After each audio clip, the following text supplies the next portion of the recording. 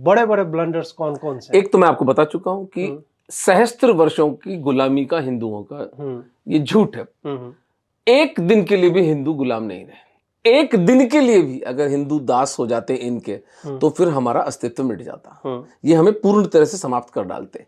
इसीलिए प्रताप की महानता इस बात से रेखांकित होती है कि उस महापुरुष ने अपना बिगुल तब बजाया, उन्होंने अपना भाला तब उठाया जब वो नितांत अकेले थे। अकबर के सामने सब हिंदू राजा समर्पण कर चुके थे और मान सिंह जी आए और उनको समझाने की चेष्टा की कि आप समर्पण कर दें, मैं आपकी दोस्ती करा दूंगा। उन्होंने कहा नहीं, बेटी नहीं दूंगा, इसको चौथ नहीं दूंगा और इसकी चाकरी नहीं करूंगा, मरता मर जाऊंगा, कोई फर्क नहीं पड़ता। और उनकी फिर मिलिट्री स्ट्रेटेजी पूरी मैंने देखी। लेकिन प्रताप का बड़प्पन, प्रताप की महानता इस बात से निकल कर आती है कि वे अकेले रहे तो भी इसके सामने नहीं झुके। 1000 वर्षों की हिंदू दास्ता का झूठ हमारे को क्यों पढ़ाया जाता है, ये हमारे डे टू डे डिस्कोर्स का पार्ट क्यों है?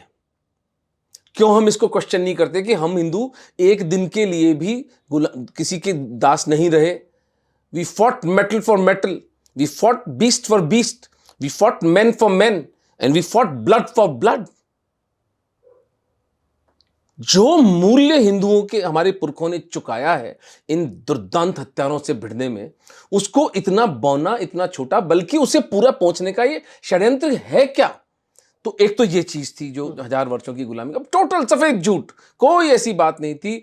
उदाहरण के लिए मोहम्मद की जो यात्रा थी कि इस्लाम का प्रचार किया जाए, वो 60-70 साल में पूरी हो गई। नॉर्दर्न अफ्रीका, पूरा मिडिल ईस्ट, लगभग यूरोप के कुछ देश, 1400 साल में भारत इस्लामाइज नहीं हुआ यार।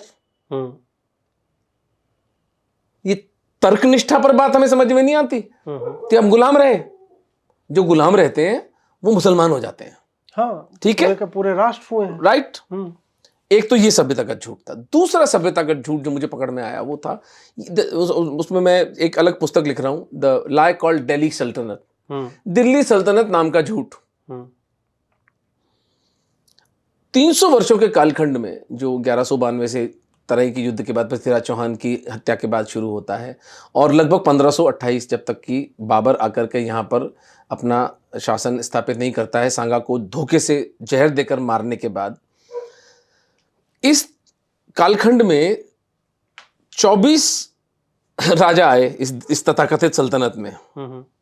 औसतन मतलब कोई ऐसा कोई राजा नहीं आता है जिसने कोई कंट्रीब्यूशन किया हो आपके टैक्सेशन सिस्टम में, आपकी आर्किटेक्चर में। 3 बिल्डिंग्स बनी हैं पूरे इस्लामी शासन में, 3 बिल्डिंग्स बनी हैं। लाल किला, जो भी कहते हैं कि शायद अनंगपाल ने बनाया था, ताजमहल और कुतुब मीनार, जिनके बारे में बहुत सारे प्रमाण हैं कि ये कुछ और थे। लेकिन चलिए हम 3 बिल्डिंग इनको ग्रांट कर देते हैं। अकेले महाराणा कुंभा ने मेवाड़ के अंदर 32 दुर्ग बनवाए थे, जिनमें से एक है कुंभलगढ़, जो कि चीन की दीवार के बाद सबसे बड़ी दीवार है विश्व की। जी जी, कुंभलगढ़ तो आप देख, विलक्षण जगह। जी जी। एक महाराणा का कंट्रीब्यूशन बता रहा हूं आपको मैं, 32 दुर्ग बनाए थे उन्होंने, कहीं कोई उल्लेख तक नहीं आता। कुंभा को पूरी तरह से मिटा दिया गया।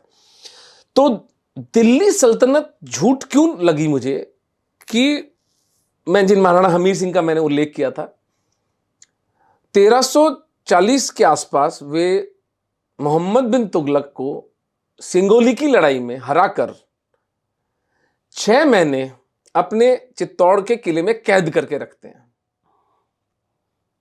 और जब वो 1 लाख स्वर्ण मुद्राएं, 5000 घोड़े और सिंध से लेकर मालवा तक के लैंड के राइट्स हमीर को सरेंडर करता है लिखित में, तब उसको छोड़ते हैं। वो 6 महीने तक दिल्ली का सुल्तान कुत्ते की तरह जेल में पड़ा था, कोई उसको छुड़ाने नहीं आया यहां पर।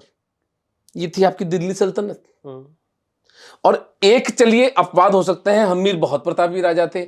यही व्यवहार फिरोज शाह तुगलक के साथ महाराणा लक्ष्य सिंह ने किया, यही व्यवहार गियासुद्दीन तुगलक के साथ, और महाराणा सांगा ने इब्राहिम लोदी को, दिल्ली का सुल्तान, 2 बार बकरौल और खतौली के युद्ध में पराजित किया।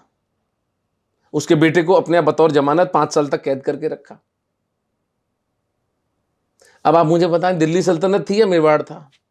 और आप आज गूगल करें, और मैप में आपको भेजूंगा, आज आप गूगल करें तुगलक डायनेस्टी तो आपको ऐसा लगेगा कि इस देश पर मतलब पूरे सब कॉन्टिनेंट पर तुगलकों के अलावा कुछ है ही नहीं, मेवाड़ तो है ही नहीं। अच्छा, विजयनगर किंगडम भी नहीं है, यानी चलिए मेवाड़ तो इतिहास में चला ही गया, लेकिन विजयनगर किंगडम पर तो बहुत शोध हुआ है, बहुत काम हुआ है। 1335 के आसपास वो अस्तित्व में आ गया था और 1550 तक चलता है विजयनगर किंगडम साफ। तुगलक डायनेस्टी आई थी एक। तो दिल्ली सल्तनत एक झूठ गढ़ा गया, मेहरौली से लेकर पालम तक इनका शासन था। दिल्ली उस वक्त सत्ता का केंद्र भी नहीं थी। जो आज दिल्ली भारत की राजधानी है उस वक्त राजधानी नहीं थी। उस वक्त सत्ता का केंद्र था मेवाड़, सत्ता के केंद्र थे जयपुर, सत्ता का केंद्र चंदेरी, रायसेन, कन्नौज, दक्षिण में आप गुजरात चले जाएं, हम लोग इधर मालवा, ये सब बड़े बड़े राज्य थे। तो दिल्ली सल्तनत यानी उसको कॉन्टेक्सचुअलाइज आज के दिन में कर दिया गया कि जिस तरह दिल्ली राजधानी है भारत की, तो दिल्ली के अंदर हमारा तो कभी राजधानी नहीं, इसलिए हमारा तो कभी हम हिंदुओं को तो कभी राज ही नहीं रहा। अरे भाई दिल्ली थी ही नहीं, राज कहां से होता? दिल्ली तो अभी मुगलों के मध्यकाल में लगभग 16वीं शताब्दी के आसपास अस्तित्व में आई है, उससे पहले दिल्ली कहीं थी नहीं। तो दिल्ली सल्तनत नाम का झूठ इस देश के मक्कार, झूठे, बेईमान, बिके हुए इतिहासकारों ने गढ़ा और हमारे गले बच्चों के गलों में ठूंसा गया। और मेवाड़ के महिमाशाली महाराणाओं का इतिहास हमारे स्मृति से, हमारे जीवन से, हमारे मॉरल फाइबर से, हमारे इंटेलेक्चुअल रीच से पूरी तरह से पोंछ डाला गया।